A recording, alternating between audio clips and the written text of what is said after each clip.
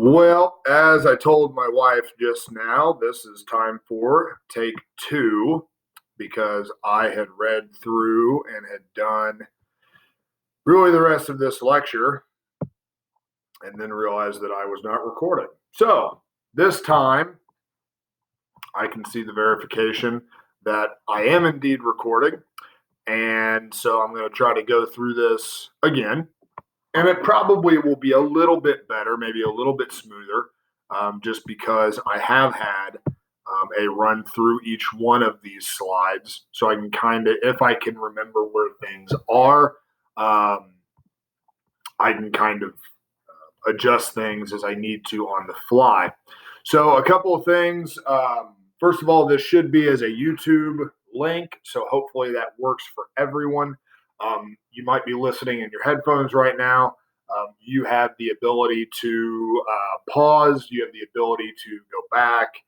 So please make sure that you are utilizing your notes in Pear Deck. The Pear Deck slides should be on student paced mode. I will be setting all of that up after I finish recording this and as I'm uploading it to YouTube. So please make sure that you're utilizing Pear Deck. When I get back from the conference that I'm attending today, Monday, I will be finalizing and sharing your Pear Deck slides with you. You'll be using those here later on in the week for an assignment that we're going to do. And then tomorrow, you all will not only get your takeaways, your notes, and I will be checking those notes, by the way. So please make sure that you're taking notes off of this. You will have an assignment that will take you through the entirety of the Revolutionary War itself, the fighting, because my goodness, if I tried to do that, that would be an entire semester, or it could be, knowing the glacial pace that I move at. So you'll be doing that on Tuesday while I'm gone. I believe that is going to be another sort of video setup, so please make sure you have your headphones for that as well. One final note before we get back into the content proper, please make sure that as you are on student pace mode that you make sure that you're matching up the slides that I am going through on the screen with the slides that you are typing in as you go throughout your note-taking process. So with that being said, I think both of you were right around in here, and that is the April of 1775, the British commander in Boston sending troops to Lexington and Concord. And it's important to point out that this was really in response to sort of increased animosity and increased, I don't want to use the word rebellion, but increased hostility, that's probably the best word, from the colonists themselves. You see there, the colonists begin to gather and drill openly. Drill just means they begin to talk about battle strategy, which, as we're going to find out, the colonists themselves were not great when it came to battle strategy, but they are beginning to outwardly sort of puff their chests out a little bit and are beginning to prepare for this impending conflict. Now, these British troops, they're trying to get rid of that gunpowder. They're trying to sort of, and you can see this with trying to arrest guys like Samuel Adams and John Hancock.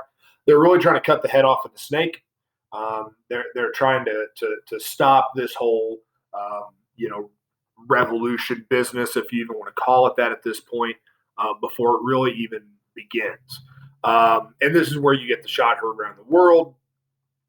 The Minutemen, men that are ready at a minute's notice, refuse to disperse at Lexington. They open fire. They, being the British, open fire on these American colonists. The Redcoats push on to Concord, heavy losses. And Britain now has a war on its hands. Now, two things deserve to be said. One, on the side of the British, they really didn't want this war. They, again, were not quite 12 years, 10, 12, 13 years on the heels of the conclusion of the 7 Years' War. They're still reeling financially from that. We talked about that on Friday. The other thing that we're going to find out is this is really a civil war for the British. Many Britons view the American colonists as sort of their brothers. And in some cases, it was family fighting family. On the side of the Americans, this is a reluctant war. You still have the Continental Congress. You'll notice that we haven't even mentioned the Olive Branch Petition yet. The Olive Branch Petition is written after the opening shots are fired. Again, as we talked about with that petition, it's still this plea on the part of the colonists. Please, let's stop all of this. We don't want to separate. Please, just let's reconcile would be the correct word. So Britain has a war on its hands, but both sides are really kind of reluctant participants at this point. Now, we're going to kind of stack up the imperial strengths and weaknesses, and then we're going to get into the colonial strengths and weaknesses just to sort of prep you a little bit. Some of this information you're going to get again on Tuesday, but that's because it probably bears repeating. Now, here, the one thing that I would add to the information that is here is that population advantage for the British really only comes in play when it comes to sort of supplying the war effort in terms of manufactured goods. That 7.5 million, they're not actually coming over to the continent.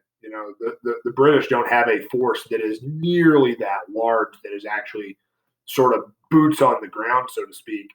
They're all, the majority of that 7.5 million is 3,000 miles away in England or in the English colonies around the world. So the population really only favors them when it comes to physically supplying the war effort. And that's still a significant advantage. The monetary wealth, as you can imagine, and as we'll see, and I'll kind of breeze past this a little bit quicker on this round, the money definitely favors England, at least until France gets involved. Now, France does not get involved until much later in the game, but the Navy obviously favors England. The colonists don't really have a naval presence. They have blockade runners, and that's really about it. They don't have any ships of the line or these daring commanders. That they do have a naval victory or two that is key, but on the whole, obviously naval power is going to favor England, and obviously the professional army, about 50,000. You're going to want to keep that number in mind when we get to the number of colonial regulars. Militarily, obviously, the numbers favor England. One of the other things that they could do is they could hire foreign soldiers because of their economic dependence. But this also goes back into that hesitation, right? Why would King George, who is the king of the greatest military empire in the world, why would he have to go out and hire essentially 30,000 German Hessians? Well, because there's a hesitation on the part of some British to fight essentially a civil war, right? We're going to find out here in a second. We're going to pass by it pretty briefly, but we're going to find out that there's actually some British who support the American cause, not for the same reasons that the Americans want to break away, but for some political reasons. And then the British, again, as we talked about on Friday, vast majority of the colonists did not want to break away, right? About 50,000 American loyalists are going to fight for the British, and then they're also going to enroll the help of some natives, right? Britain was weaker than what it seemed. We're going to kind of skip by sort of the external pressures of Ireland and the ever-present French presence, but the London government is actually pretty weak, and it's actually pretty inept. Lord North, we talked about his being kind of a yes man to King George. Lord North was not a William Pitt. He was not going to stand up to George. Again, many Britons had no desire to kill any Americans. You have the Whigs. The Whigs believed that British freedoms generally had been sort of curtailed by the Tories. And again, we're not going to get into British politics in the main.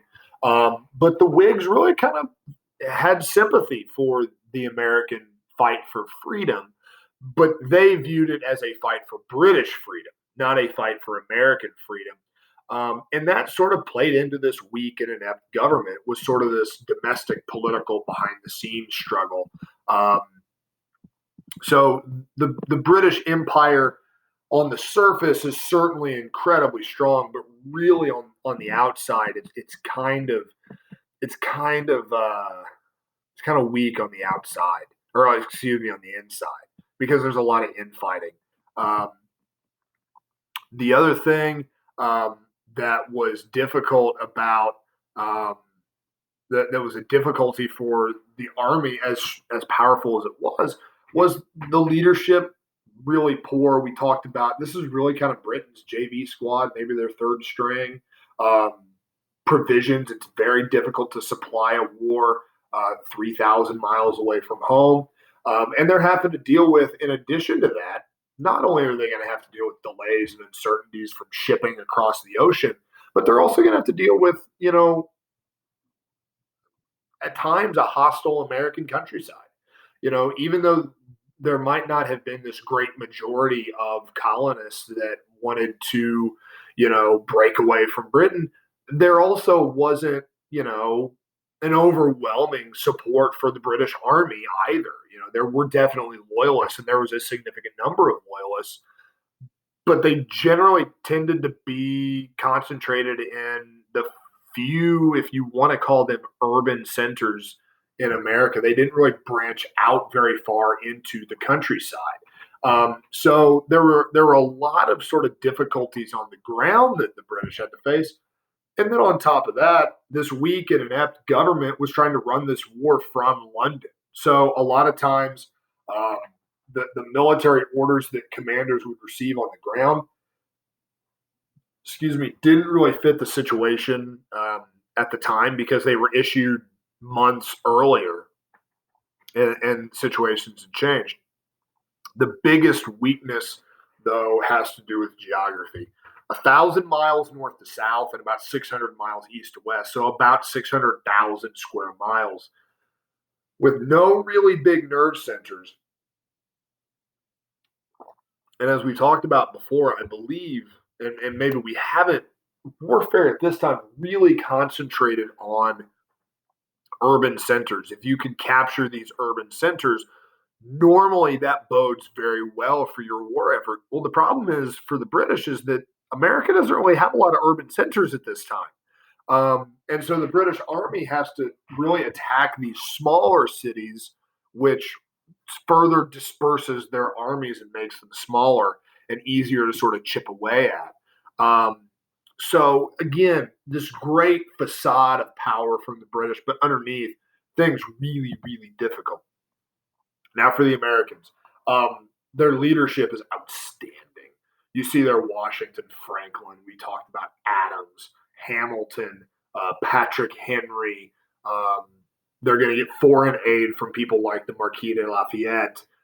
Another one is a German, von Steuben, as a general who's just a genius when it comes to sort of strategy. Great leadership. Alexander Hamilton is going to fight in the Revolution. Um, it does bear in mind that while these men are often willing to fight, they are great leaders from sort of a morale point of view, from sort of keeping people energized and reminding them what they're fighting for. In terms of military strategy, we're going to find out that they're not great. We're going to have to rely heavily on foreign officers for sort of our military strategy. But in terms of just the sort of intellectual leadership that we have, just phenomenal. They do have to rely eventually heavily on financial aid from France, which we'll get into later.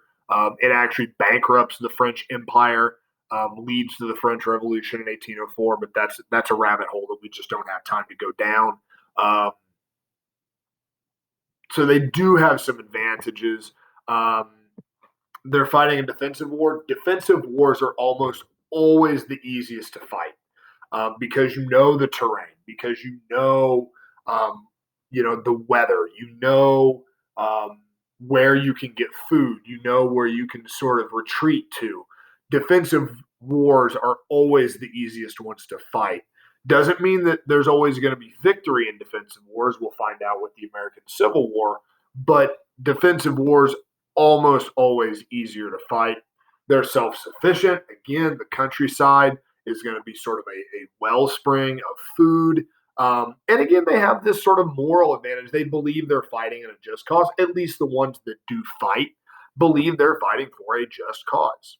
Now, as you sort of transition into the negatives, again, very poorly organized. The Continental Congress was essentially an intellectual society where they talked about, we should have these freedoms and we should do this and we should do that, and this sort of intellectual nature. They're not a legislative body. They are not a military body. They're a representative body, but they're not really sort of a nexus of control. And that leads to a nightmare when it comes to organization. They don't really have a plan, not only for the war effort, they don't have a plan for what is going to happen afterwards. I mean, one of two things is going to happen. Either we're going to win or we're going to lose. They don't really have a plan for either. You see their 1781 is when they're going to adopt the Articles of Confederation, and it's really sort of hastily put together. They didn't really have any idea what was going to happen if they won this thing. And that just sort of gives you an idea of how poorly organized they really were. And then we talked about this too, is that, and again, it says here individual states. These individual colonies, they didn't really, sort of in the vein of not having a plan, the individual colonies didn't really see themselves being unified. They viewed themselves as in charge. That's what that word sovereign means, is in charge. In the Continental Congress, as we transition into the Second Continental Congress, which does function more as a government, they're really going to kind of resist these attempts of Congress to exert any power at all. And a lot of this goes back to just jealousy over military leadership, jealousy over who sort of has power and control. It's really, for as high-minded and as intellectually based as it really wasn't organized all that well at all. There's a ton of economic difficulties. You're essentially having to start over from scratch economically. There's really not much in the way of gold, of hard, what we call specie or currency. The continental paper is just printed in droves with no what we call backing. And I'll explain inflation a little bit better when I return on Wednesday. So please remind me. I'll explain that right off the bat, just so I can sort of set that precedence early. But there's a ton of confusion as to, how much is this paper money actually worth and how much value is there. And it's just an absolute nightmare as they try to sort of move away, because it's not like the British pound is going to be worth anything. Britain is not going to recognize a currency that's being held in a rebellious territory. So there's a ton of economic problems. That line there, and this is going to be our last sort of section. Now there's several slides in here, but a thin line of heroes. It really was a thin line of heroes. The military supplies, aside from food, supplies are very scarce because England had provided everything. The French and Indian War, Queen Anne's War, the War for Jenkins' Ear, Pontiac's Rebellion or Pontiac's Uprising. All of these smaller conflicts are the bigger conflicts in the case of the French and Indian War. England had provided everything. Literally all the American colonists had to do was show up. England provided the munitions. England provided the foodstuffs. You just had to show up, grab a gun, fight. And they really kind of underestimated what the cost was going to be. And they sort of realized this just as British funds and war materials are leaving, right? It's going to be really hard to stock a war effort when you need guns, gunpowder, ammunition, cannons, artillery pieces are becoming a more and more important part of warfare.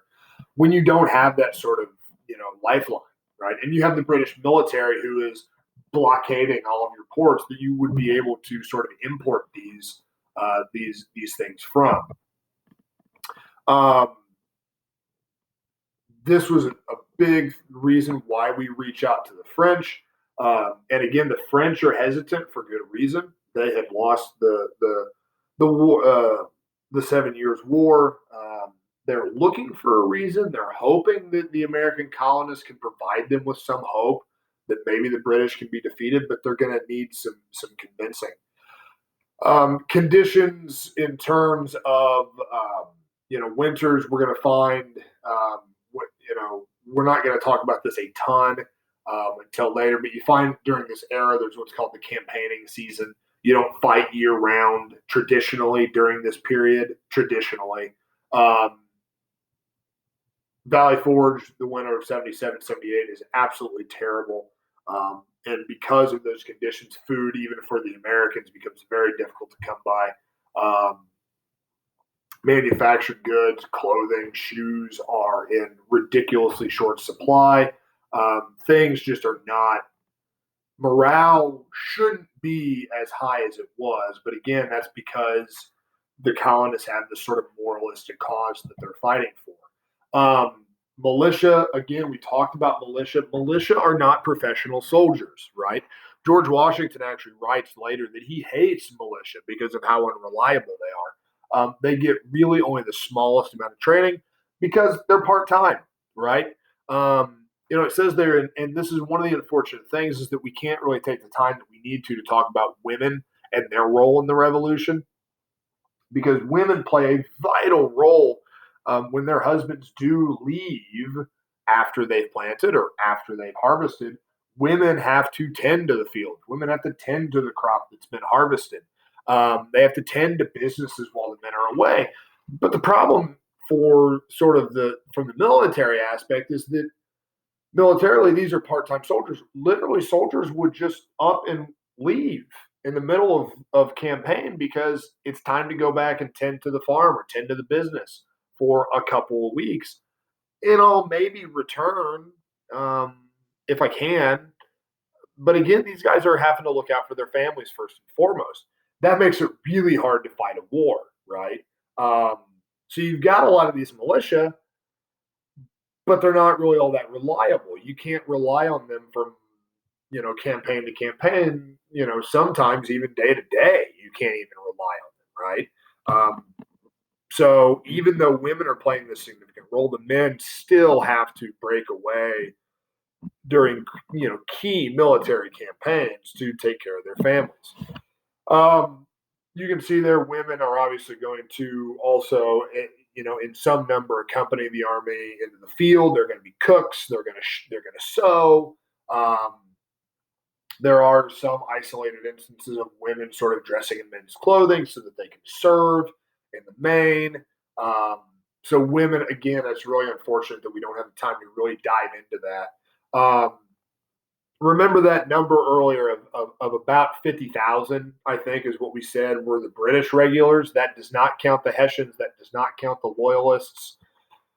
About 50,000 regulars for the British, about 7,000 to 8,000 regulars is all that the colonists could muster.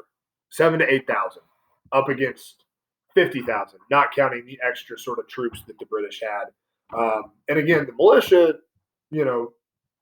kind of helps make up that difference. Doesn't actually make up the numerical difference, but it helps.